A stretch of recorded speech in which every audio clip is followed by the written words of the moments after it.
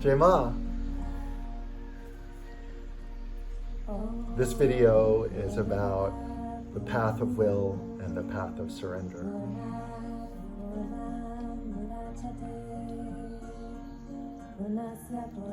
Our whole society is geared towards will, pushing, forcing, trying to make it happen, achieving, competition, striving, more consumption. It fits in so well with the egoic structure. Nothing's ever good enough. Nothing's perfect now, always some horizon to conquer, literally and figuratively.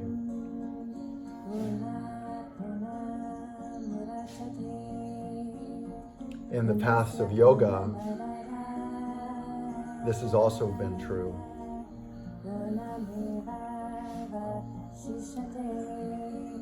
Because of the societal structures, because of the yugas, because of many factors, the yogic path of will seems to predominate in this day and age. Hatha yoga is the yoga of will.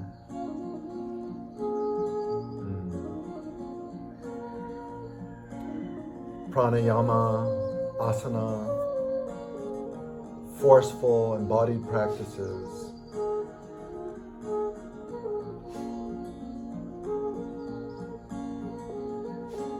But there's another way, the path of surrender, the feminine path.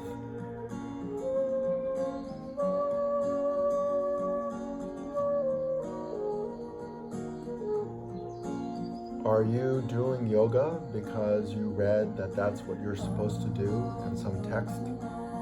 Or because a teacher told you that's how it's done? Or is spirit moving you? Is it spirit yoga, spirit guiding you in your practices, in your contemplations, and in your movements? If it's your will driving you, if your will and intellectual knowledge, how do you know with certainty that you have any idea what you're doing? Because it was in a book, gossip, hearsay, secondhand information? You find that authoritative, dispositive? You will base your entire practices on that?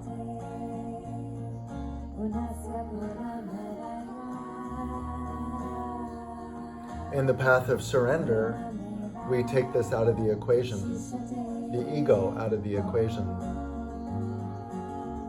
The very same ego that has gotten you in this mess will not get you out of it. It's a hall of mirrors.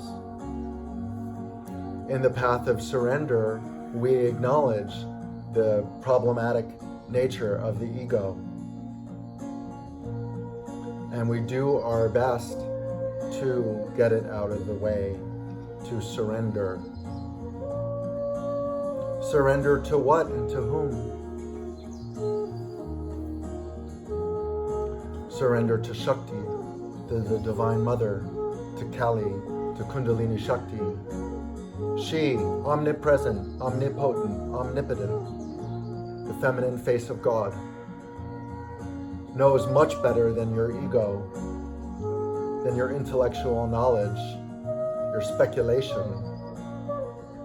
what's right for your self-realization. Is giving over the reins from the ego to God. Wouldn't you much rather God do your yoga practice than you, your personality complex?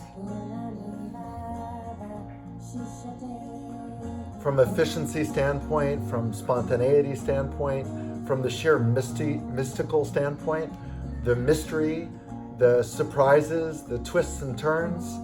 I mean, how boring that you're in control of your yoga practice. Boring, inefficient.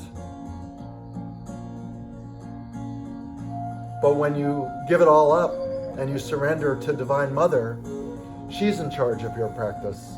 She'll decide what asana you need if you need asana. She'll decide what pranayama you need if you need pranayama. And by the way, the asana and the pranayama she gives you will be nothing you can find in books.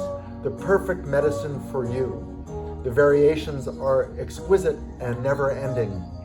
You might find yourself on the floor withering in various forms of swastikas as your whole body goes into different configurations that you didn't even know were possible.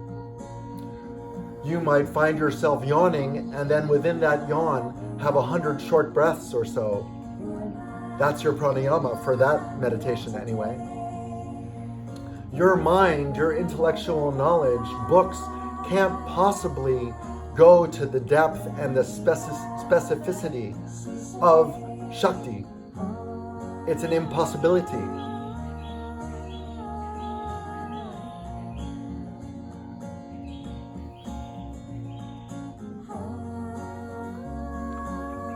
To surrender, to go into the path of will, to go in the feminine path, you have to give up everything you think you know,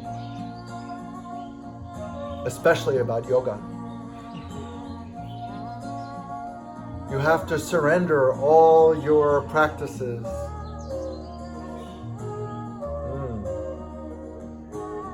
Everything. The only two things that's helpful to retain are the stance of the devotee to the Divine Mother. Humility, acceptance, openness, receptivity, devotion. And your sankalpa, your divine intention to meet the Divine Mother on this path, to be available to her, to be available to meditate or to whatever else she prescribes for you. Your sankalpa, your intention, your divine intention to align yourself with divine will. Everything else must go. Surrender, devotion, acceptance, allowing, humility. This is the path of surrender and the path of the Divine Feminine.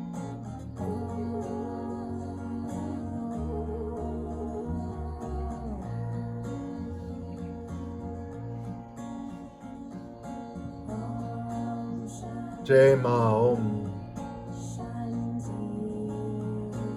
There is only grace. Om. I am. Om.